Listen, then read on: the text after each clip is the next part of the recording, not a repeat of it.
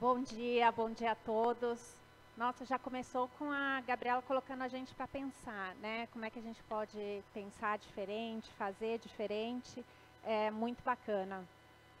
E é um prazer estar aqui com vocês, estar aqui com o Douglas. Eu faço parte da SETA Desenvolvimento Gerencial. A gente está no mercado desde 2004 e a gente começou com a parte de excelência operacional, né, de olhar a produtividade nas empresas, e aí a gente viu que faltava uma parte, que era como é que a gente desenvolve as pessoas para fazerem isso.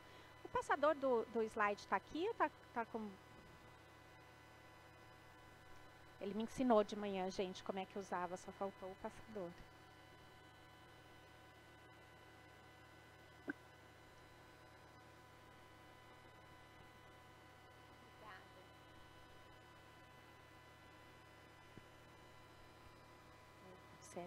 Que é a SETA, né? Então a gente está aqui no Brasil e atendendo em outros países também. Então a gente tem esse pilar de excelência operacional, o pilar de liderança, que é aonde eu estou, e essa parte de consultoria, onde a gente entra nas empresas com a mentalidade ágil, mas muito pensando como é que a gente ajuda o dia a dia dos líderes, dos colaboradores, das pessoas, né? E aqui o Douglas vai trazer para a gente a experiência da GE nisso, né, super rica experiência, de como é que está sendo esse momento de, como é que a gente motiva os colaboradores nesse momento de tanta mudança, quando a gente fala da nossa mudança, da forma de enxergar o trabalho, do que é prioridade agora. E a gente está fazendo, a gente SETA está fazendo um trabalho com a GE também, muito próximo deles, para entender qual é a dor desses colaboradores, qual é o desafio dos colaboradores. Então, eu trabalho muito com a Adriana, que é da equipe do Douglas, e a gente brinca que é nosso projeto. Então, é um projeto construído a 4 mãos, né, da consultoria junto com o cliente, para entender essas personas. Então, a gente começou olhando, né, como é que a gente pode engajar esses colaboradores, mas um pouco antes, qual é o contexto? Então, quando a gente olha o futuro do trabalho, tudo mudou. Quando a gente está falando de timeline aqui, né, dos negócios, de tudo que mudou, a gente passou, né, a gente vem numa evolução de falar que o negócio é um negócio em si, né, o negócio dos negócios é um negócio, para a gente olhar que, gente, o negócio dos negócios é um negócio sustentável, tem que ser sustentável para todo mundo. Não adianta mais a gente pensar só no dono da empresa, naquele que tem, né, as ações, o shareholder. Hoje isso é muito maior. A gente tem que olhar ali para todo o ecossistema, né, todos os stakeholders. E quando a gente olha para o negócio mudando como um todo, a gente tem que olhar que o papel da liderança também muda. E aí entra um pouco nessa mudança de mindset que a Gabriela também trouxe para a gente, né? Então, quando a gente fala do papel da liderança lá atrás, era comando e controle pronto, né? Era isso, era assim que funcionava. E a gente veio para uma evolução de o líder inovador, de servidor, e hoje a gente está nessa evolução de compaixão, né? Como é que a gente olha para o ser humano como um todo. Não adianta mais a gente falar que tem a parte, minha vida pessoal e minha vida profissional, né? Antes era muito ali no comando e controle, muito separado. E hoje é um só, né? Sempre foi, na verdade, né? Mas hoje a gente trabalha com isso muito mais claro. E acho que a pandemia trouxe muito para a gente disso, para discutir que não adianta a gente achar que os problemas pessoais não interferem nos profissionais, ou o contrário, né? E quando a gente olha aqui, o que o mercado está falando, né? Quando a gente está olhando para o mundo, né? O mercado fala o seguinte: olha, a gente tem que olhar para a sustentabilidade das empresas, para o ESG, que a gente tanto fala. Então, não adianta mais a gente pensar só no lucro da empresa, porque isso não é sustentável, né? Então, por exemplo, o Larry Fink, que é o CEO de um dos maiores fundos de investimento, ele traz uma provocação, né? Ele traz através de uma carta que ele manda para o mercado todo ano, dirigido para os CEOs, E esse ano ele trouxe, né, a gente tem que olhar, né, os grandes pontos, a segurança psicológica dentro das empresas, a gente tem que olhar para o ESG, porque eu como dono, né, do fundo de investimento, eu vou investir em empresas que estão cuidando disso, né, senão eu vou tirar o meu investimento da sua empresa.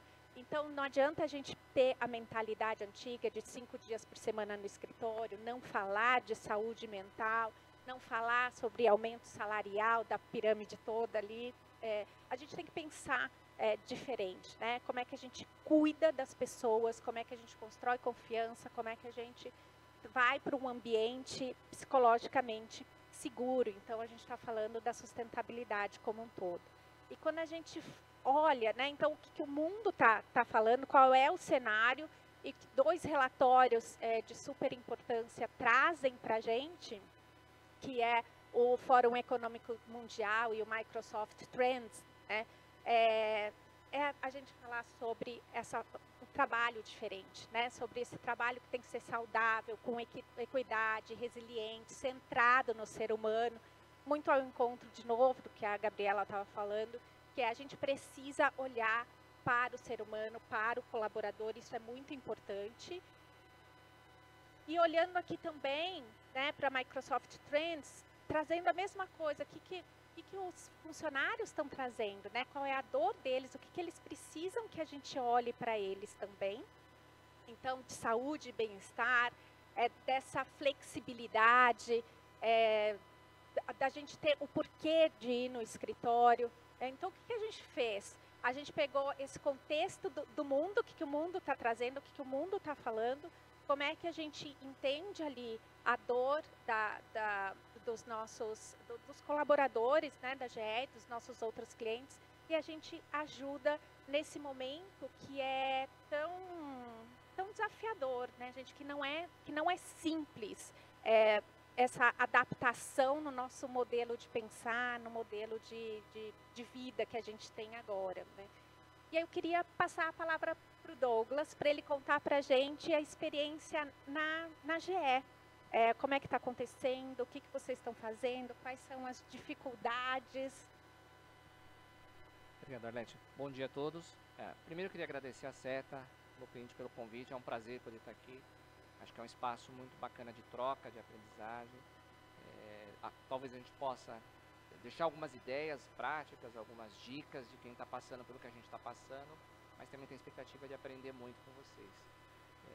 Fico um pouco mais durante o café e vou ficar à disposição para trocar mais figurinhas, se o tempo não permitir. Eu pedi 5 horas para falar, me falaram que eu tinha só alguns minutos, então tudo bem. Vamos lidar com o que temos. Eu queria voltar com 2 ou 3 pontos básicos para poder falar da experiência em si, porque acho que algumas coisas são importantes da gente relembrar. E eu acho que todos nós já aprendemos com o tempo que, por mais interessante que uma organização seja com relação à marca, às suas políticas internas, ao seu pacote de benefícios, isso pode ser muito fácil ou muito bom para atrair pessoas. Mas as pessoas não ficam se elas não se sentirem conectadas com seus líderes. As pessoas entram nas empresas, mas elas deixam os líderes.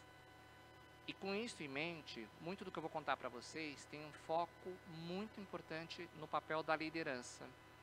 Então a gente cuida do todo, a gente olha para todo mundo, mas eu queria trazer uma experiência do que tem sido feito para preparar melhor aqueles que hoje são líderes. Até porque todos nós temos experiências de talentos que querem crescer e nós queremos que eles crescem e às vezes não fazemos as melhores apostas. Quantos já não viram aquela experiência onde um excelente contribuidor individual vira um péssimo gerente? Onde nós erramos? E às vezes é algo a mais de preparação, de orientação, então eu vou falar um pouco disso.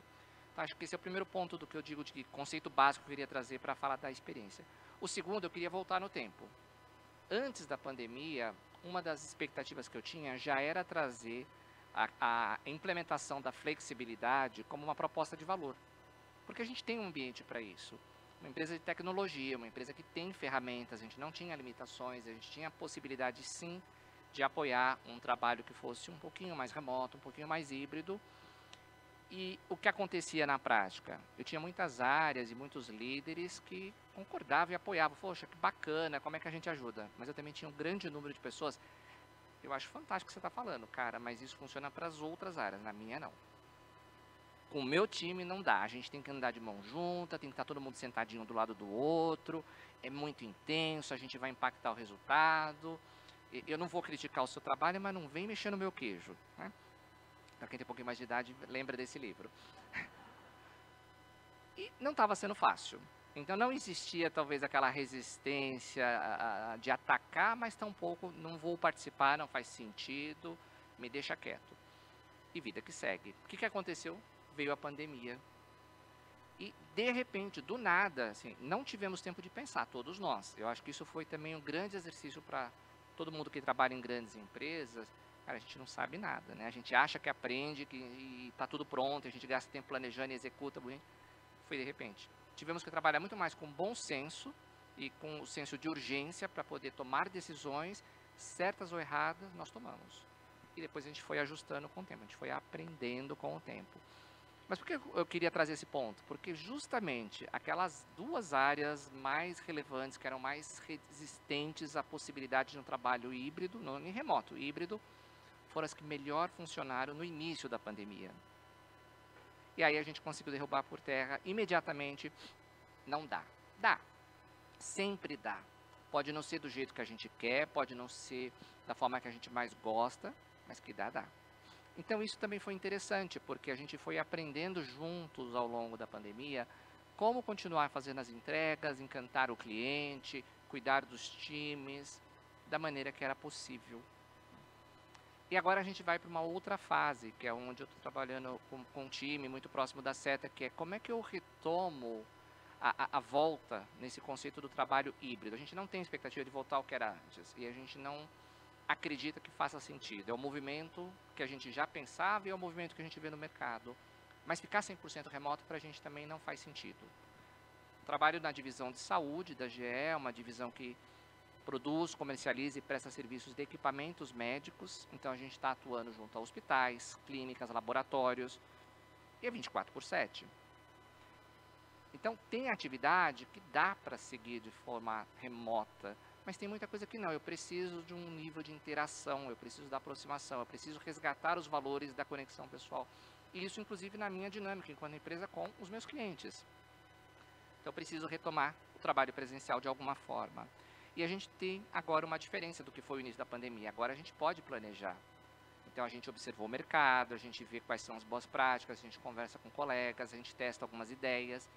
E nós chegamos à conclusão que faria sentido ter uma proposta, uma política onde 2 ou 3 vezes por semana as pessoas deveriam trabalhar no escritório. 2 ou 3 vezes por semana elas podem trabalhar em casa. Porque com isso a gente consegue acomodar de alguma forma interesses que as pessoas tenham, demandas pessoais, dinâmica de família, mas também um tempo de qualidade para que você às vezes possa se concentrar na preparação de um estudo, de um relatório, uma apresentação, e poder usar mais o tempo no escritório para o trabalho colaborativo, para troca, para resolução de problemas que você depende de outros e você não vai fazer sozinho. Então é nisso que a gente acredita. Falou, como que nós vamos fazer? Temos algumas ideias, não sabemos se são as melhores. A Seta já é nosso parceiro, a gente tem outros trabalhos em conjunto e a gente começou a trocar figurinhas. Falar, o nosso pensamento é nessa linha, eles trouxeram algumas ideias do que eles vinham fazendo e a gente chegou à conclusão que, poxa, dá para pegar um pouco daqui, um pouco dali, mas tem coisa que precisa ser construída. E aí veio o primeiro insight. A gente observou que à medida que a pandemia foi melhorando, o que estava acontecendo não é diferente do que eu vi em outras empresas. Os diretores começaram a ir com mais frequência para o escritório. E a gente começou a dar o exemplo. Então, toda vez que eu estou fazendo uma reunião em casa, eu uso um fundo de tela. Até porque vocês sabem como é que é legal, né? Aquela zona, né? A molecada correndo, a empregada passando aspirador. Ok, vamos botar um fundo de tela para evitar a distração. Mas quando eu estou no escritório, eu tiro o fundo de tela. Eu mostro para as pessoas que eu estou no meu escritório. Porque se eu quero pedir para que as pessoas voltem, eu tenho que dar o exemplo. É o primeiro passo. E os meus pares têm feito a mesma coisa. O nível abaixo não necessariamente. A gente falou, opa, então aqui tem uma oportunidade. À medida que eu vou interagindo com as pessoas, inicialmente por forma remota, agora presencial, eu tenho perguntado: você gostaria de voltar? A maioria me diz que sim, eu gostaria. Mas eu não quero ir para o escritório e não encontrar ninguém. Eu não quero ir para o escritório e ficar o dia inteiro em reunião pelo Teams. Aí, é um ponto super válido. Obrigado. E aí a gente começou a debater. Como que eu posso mudar isso? Só fazer um comunicado não resolve. Só falar que tem que vir não é a receita. Oferecer café da manhã, legal, o pessoal vai, come e vai embora. O que eu faço? Como é que eu dou continuidade? Acho que o grande insight foi, eu preciso garantir que os líderes estejam engajados nessa estratégia e que eu possa ajudá-los, dando ferramentas para que eles criem momentos, experiências que as pessoas valorizem ir ao escritório e estar próximo de colegas, sem ferir a flexibilidade, sem impor uma coisa que seja 100% do tempo, mas aqueles momentos que a troca vai fazer sentido. E nisso a gente começou a pensar, como que eu preparo o líder? Porque ele não necessariamente precisa saber, não necessariamente ele tem esse mesmo pensamento. Então nisso a gente veio conversando, veio desenhando e chegamos numa proposta inicial que era um workshop onde eu vou trazer a liderança em fóruns pequenos e vou contar essa história para eles. Eu vou explicar o que a gente busca, por que a gente vê valor, ouvir as pessoas que já estão nesse processo, que são os early adopters, e vão trazer também o seu testemunho. Não é só a empresa falando, mas é um colega. E aí eu vou contar com o apoio de pessoas que têm conhecimento, que são especializadas, que vêm de fora da organização e que vão fazer uma intervenção. E a gente vai passar um pouco de conhecimento, a gente vai promover trocas, a gente vai aprender junto, a gente vai gerar dicas, porque no final, o que a liderança precisa? Me dá uma receitinha que pode não resolver 100%, mas eu tenho pelo menos um guia que eu posso olhar e ter alguma ideia. O que eu faço? Você tem um problema para resolver? Puxa, vamos dedicar 2 horas e fazer chamamos de um workout, ali onde a gente faz um grande brainstorming, na hora a gente toma algumas decisões e monta um plano de ação de curto prazo. É uma ideia. Vamos trazer um convidado que faça sentido para falar sobre um tema que a gente precisa aprender mais, para depois desenhar uma proposta que a gente vai levar à frente. É outra ideia. Vamos fazer alguma coisa que seja mais lúdica também? Dá super certo. Então, uma das coisas que a gente tem pensado é a gente vai pegar nos nossos escritórios, escolher uma das paredes e vamos criar o que a gente chama em inglês Wall of Wishes. Então, nós vamos convidar as pessoas que presencialmente estiverem lá durante aquele período, escrevam o que elas esperam da GE no próximo ano e coloquem nessa parede. Depois a gente vai fazer um grande mosaico, vamos fazer um trabalho para tirar as melhores ideias e talvez traduzir isso em algo mais, mas uma cocriação, de uma forma que tem que ser presencial e tem que ser ali.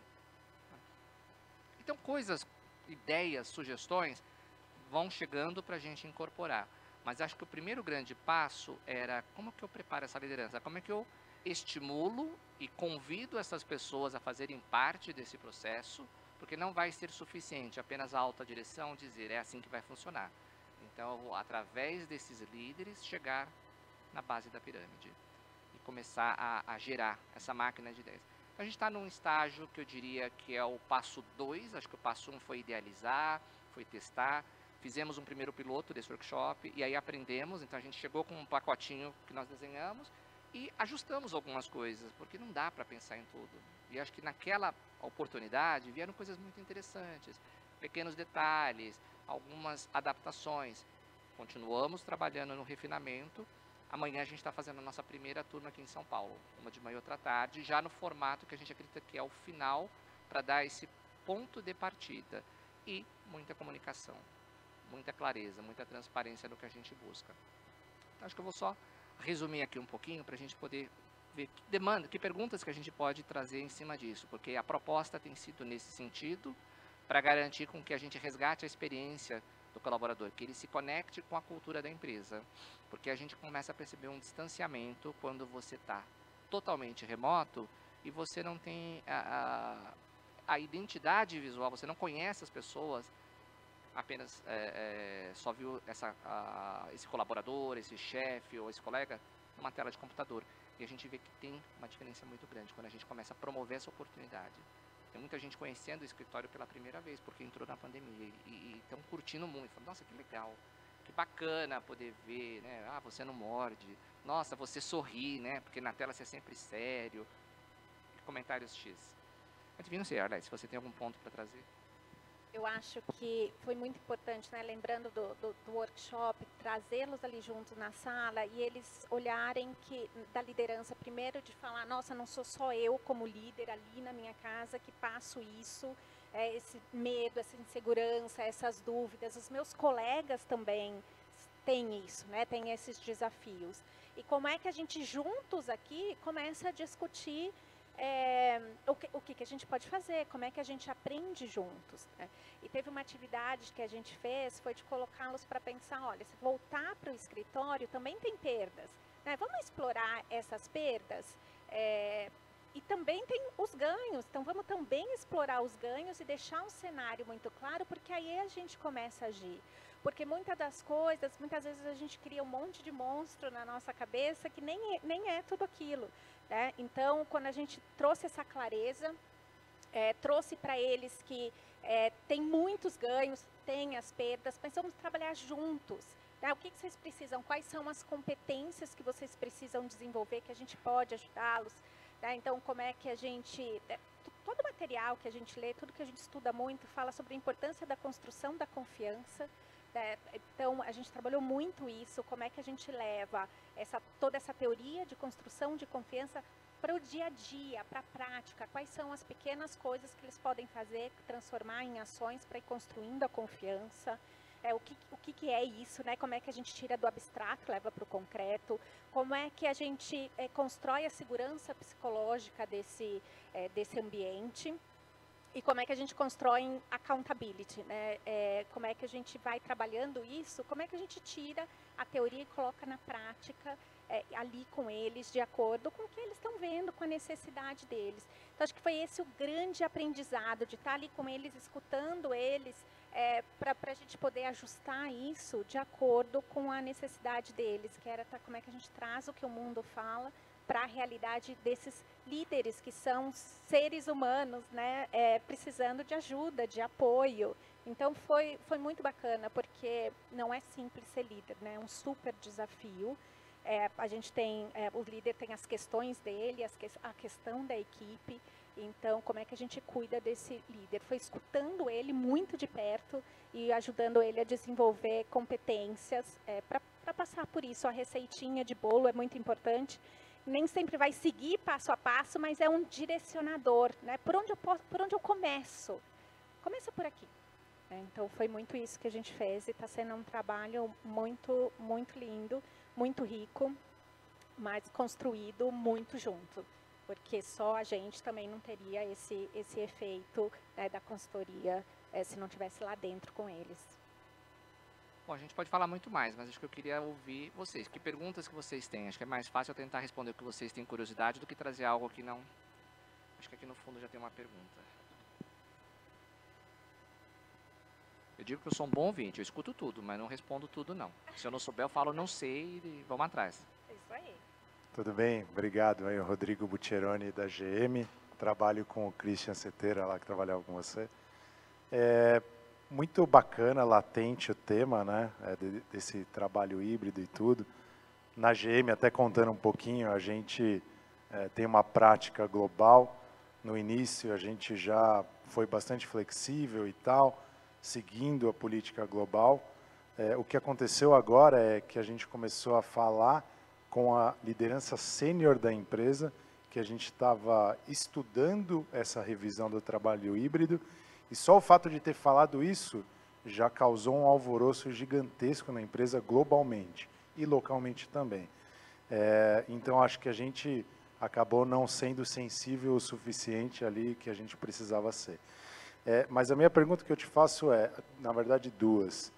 Por ser também uma empresa global e ter talvez um direcionamento global como a GE deve ter, como que vocês estão tratando talvez dificuldades que possam ter de diferentes culturas, diferentes práticas sistemáticas que aqui na região possa ter diferente dos Estados Unidos. E outra questão muita gente, depois que a gente passou a ser dessa forma, mudou. Tem gente morando na praia, tem gente morando no interior, tem gente morando em qualquer lugar do Brasil e do mundo até. Como que vocês estão pensando com relação a essas pessoas, que não são poucas, né? Acho que são essas duas. Perfeito, Rodrigo, obrigado. Bom, o primeiro ponto que você traz ele é super importante. Qual que é o apetite da empresa? Qual que é a abertura para a gente levar uma conversa como essa à frente? Acho que eu tenho a sorte que a GE ela já tinha essa abertura, né? Eu acho que eu não tenho uma resistência global com relação a um trabalho híbrido. É algo que a gente construiu como companhia globalmente falando. Você pode ter um nível maior ou menor de resistência nas pessoas, nos líderes, mas enquanto empresa tem essa abertura.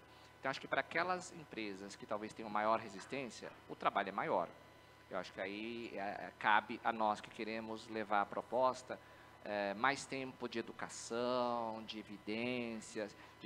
O trabalho ele vai ser um pouquinho mais longo. Não foi o meu caso. Então, acho que isso facilitou bastante. Claro que existem as diferenças, como você fala, entre países. E o que a gente tenta fazer é respeitar isso. Então, é difícil acomodar tudo, nem sempre vai dar para fazer tudo que nós vemos no mercado. Por exemplo, há muito tempo eu tenho ouvido o trabalho de 4 dias na semana. Puta, me parece fantástico. Não consigo imaginar ainda como faríamos numa organização como a nossa, que está muito nessa linha do que a gente chama de setor de atendimento primário. Sabe? É difícil imaginar uma flexibilidade maior nesse sentido quando aqueles que eu sirvo não têm esta mesma postura. É uma coisa de ecossistema. Talvez a gente chegue lá, mas hoje eu não sei. Não sei como fazer. Então, acho que tem essa questão de poder entender também o que é particular de cada cultura, de cada país, mas também qual é o meu limite enquanto organização. Até onde eu posso ir. Então, muitas vezes, a gente tem que entender que eu preciso customizar. Então, eu tenho um pano de fundo, eu tenho um framework, que é o que eu comentei. 2 ou 3 dias por semana no escritório, 2 ou 3 dias em casa. Alguns itens eu vou estar oferecendo para viabilizar, outros a gente entende que não. Mas isso é até a página 2. Porque em alguns países, com a pandemia, algumas legislações evoluíram e falaram, você tem que pagar um tal amount. Então, eu não pago um valor para as pessoas. Mas se no país tem essa demanda, então naquele país em particular eu pago, porque é uma exigência daquele país. Mas isso não vai fazer com que eu pegue esta exigência e leve para o mundo. Aí o meu custo fica inviável. Então, tem esse trabalho, não é simples, para as empresas que atuam em diferentes países, tem que ter essa sensibilidade, tem que ouvir pessoas que atuam nesses países para te orientar melhor e você conseguir adaptar. É como dizer, eu tenho uma política global e eu tenho os adendos por país. Quando eu puder aproximar esse conteúdo, eu farei, mas às vezes não é possível. Né? Acho que esse é um ponto super relevante que a gente precisa levar em conta quando a gente fala nessa questão da flexibilidade, do trabalho híbrido, como que a gente vai caminhar nesse sentido. O segundo ponto, nem todo mundo gosta da minha fala, mas a minha fala é a seguinte, quem decide é a empresa. Durante a pandemia foi uma coisa completamente atípica, nós abrimos essa possibilidade e tudo bem. Por isso que nós também estamos agora tomando um tempo maior para fazer esse movimento. Está na hora de voltar, vamos começar, etc. e tal. E a gente vai rever alguns desses casos. Porque as pessoas mudaram por decisão própria para atender interesses pessoais. Agora, eu contratei para trabalhar aqui em São Paulo. É diferente daquela empresa que aproveitou também, mudou a estratégia e tudo bem. Agora eu vou contratar o Brasil afora porque eu posso trabalhar assim. Ok, não é o nosso caso. Então, alguns poucos casos, a gente entende que dá para continuar no formato remoto e se a gente concorda com a empresa, obrigado, Rodrigo, você trabalha onde você quiser, me entrega o material. Uma grande parte não. Então, o convite, a orientação para a liderança é essa. Tem as conversas difíceis, porque não é o empregado que vai ditar a regra, é a empresa. Ele pode me trazer essa expectativa, eu posso acatar ou não. E aí, dependendo da situação, é uma decisão que ele pode preservar. Se ele mudou num raio X, que faça com que 2 vezes por semana ele possa pegar o carro, pegar a estrada e vir, mas ele vai continuar morando no interior ou na praia, beleza, não tem problema nenhum. Mas ficar 100% remoto, porque ele é mais conveniente, como empresa eu não vou aceitar. Aí, de novo, é um posicionamento muito particular. Talvez alguns aqui concordem comigo, outros não. Acho que cada empresa vai ter que entender o que faz sentido para a sua organização.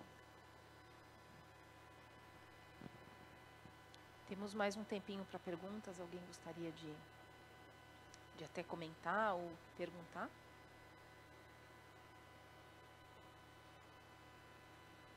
Só um minutinho.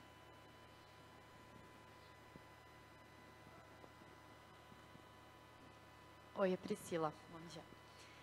Quando você falou que você tinha líderes com uma certa resistência ao trabalho híbrido lá atrás da pandemia e depois funcionou, você tem algum exemplo de líderes ou de áreas que continuaram resistentes e como você mudou esse cenário? Hoje, praticamente, eu diria que não, Priscila, justamente por quê? Porque a gente passou pela experiência, e é o que eu falo, às vezes é até o conceito de quando você está educando crianças, às vezes não basta falar, você tem que experimentar. E era isso, enquanto eu estava no passo anterior, trazendo os benefícios, trazendo o benchmark, etc., nem todos se convenciam. Mas a partir do momento que a gente passou pela experiência, esses líderes perderam esse argumento. Tipo, você pode, de novo, entrar numa discussão comigo e tudo bem, que você não gosta, que você prefere algo diferente, mas não pode mais vir discutir comigo que não funciona. Então, eu acho que, às vezes, como a gente fala, deixa bater a cabeça, porque aí sim vai entender, porque você às vezes não consegue visualizar algo que você não acredita, que você não passou. E para mim foi um pouco essa questão da experiência, do trabalho híbrido, funcionar ou não funcionar, estar remoto ou não. Ah, mas como é que eu vou garantir a entrega? Como é que eu vou confiar que vai estar trabalhando? Como isso, como isso? E passou. Foi perfeito? Não, não foi. Problemas existem? Existem, como sempre existiram. Ah, mas as pessoas não vão estar disponíveis 100%, elas vão enrolar. Quem já enrolava antes, gente. Né? Não é o fato de você estar em casa ou na empresa que vai fazer com que você faça mais ou faça menos, que você esteja 100% entregue ao trabalho ou não. Então, acho que o desafio é, como é que eu conquisto o coração das pessoas? E aí que vem um pouco de novo o papel da liderança. Como é que eu trago mais o conceito que nós chamamos da liderança inspiradora? Como é que eu faço que você acredite no propósito da organização? E você veja que, poxa, a tua ação, ela está contribuindo para algo maior. Poxa, eu quero fazer parte dessa história. Então, a gente veio trabalhando na resistência nesse sentido. Tem pessoas resistentes? Sempre tem. A gente nunca vai zerar. Mas hoje é uma quantidade muito menor. E eu acho que isso também abre a possibilidade para que as pessoas que ainda têm resistência sejam mais criativas. Então, pensem em coisas diferentes para vir debater. Falar que não funciona não é mais uma possibilidade. Temos mais alguma pergunta? Só um minutinho.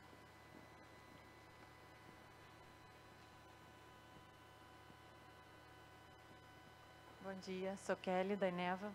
A minha pergunta, eu tenho, né, vivo muito essa resistência na minha empresa porque tem operação, áreas operacionais, né? E aí fica muito esse dilema, mas a gente deixa o escritório fazer o híbrido, né, ou, enfim, o modelo mais flexível, mas as operações têm que estar lá 24/7, precisa eventualmente de um apoio aí, a pessoa não vai estar disponível para apoiar. Como é que vocês lidam com isso? Essa realidade, ela existe também, e eu acho que a gente também vai ficar confortável com aquele conceito que eu não consigo trazer uma solução que seja única para todo mundo. Não implementar a flexibilidade no escritório, porque eu não posso fazer na fábrica, não funciona. Né? Exato. Então, o que a gente tem trabalhado muito eu preciso ser responsável pela minha entrega e poder ajudar o meu colega. Então, se o meu trabalho é administrativo, mas eu apoio a fábrica, a operação, eu tenho que estar disponível nos horários que eles estão. Então, eu posso trabalhar de casa, mas eu tenho que estar conectado, eu tenho que entrar nas reuniões que são programadas, eu tenho que produzir as informações que eles precisam e, eventualmente, eu vou ter que ir até lá, eu vou fazer o trabalho em loco, as visitas, etc. Então, isso tem sido muito bem trabalhado e tem sido uma experiência que cresceu com o tempo, porque até nas fábricas, a princípio, a mensagem era, não, fábrica não pode ser remoto e é todo mundo. A gente falou, não, peraí, o administrativo pode, sim. Então, hoje, as nossas fábricas, claro que você está numa linha de produção, não tem discussão, né? Se o meu papel é estar lá e ajudar, eu tenho que estar ali. Mas, se eu sou um gerente de área, de engenharia, de finanças, eu posso fazer o trabalho remoto? Claro que eu posso. Até porque, mesmo trabalhando numa fábrica, porém numa empresa global, uma parte importante da nossa agenda é reunião. E é reunião com a matriz. Não é 100% do tempo ali com aquele time. Então, tem sido um exercício, tem sido uma evolução. Não é perfeito, mas já tem funcionado. Então, sim, a flexibilidade está implementada, ela funciona para as áreas administrativas, mas realmente quem é operacional é operacional. E essa é a regra, você tem um horário definido, não tem como mudar. Tem muitas atividades que funcionam de forma sequencial. Não tem também como eu falar, esse grupo pode entrar a hora que quer e sai a hora que... Não. Aí a gente tem, de novo, é um pouco mais do comando enquanto empresa. Eu acho que a gente tem evoluído a maneira de ser mais inclusivo, ser mais flexível, melhorar a experiência do colaborador, mas até onde é possível. Né? E aí, quando entra na operação, a gente precisa ter um pouquinho mais desse rigor. Obrigada.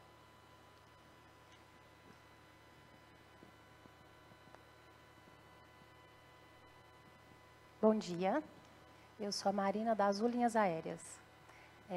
Na Azul a gente tem uma cultura muito forte e para a gente uma grande preocupação é a manutenção da cultura nesse trabalho remoto. Como que vocês lidam com isso lá na GE? Excelente pergunta, Marina, porque essa também foi uma grande consideração, principalmente durante a pandemia, como não perder isso. Então, acho que assim, algumas coisas, não sei se é o suficiente, mas o que a gente tem feito. Primeiro, mensagem sempre para a liderança. Então, durante a pandemia, eu fiz muitas atividades, muitas lives, de novo, focado com líderes, para poder resgatar esse papel. Não foque apenas na tarefa, porque todo mundo acabou experimentando, ou diria talvez a grande maioria, mas eu acho que é uma verdade que eu posso dizer aqui, a gente começou a trabalhar mais nesse formato remoto em casa do que a gente trabalhava antes. E até por quê? Porque antes a gente tinha a possibilidade de andar pelos corredores, tomar um cafezinho. Então a gente estava trabalhando, mas era diferente, a gente estava criando conexões, a gente estava resolvendo problemas sem ter que marcar reunião. E quando a gente foi para casa, o que aconteceu? Liga o computador e vai direto e não para tomar água, uma loucura. Então acho que esse era um problema que a gente começou a observar. Aí muita tarefa, muita cobrança, fala, calma, parou.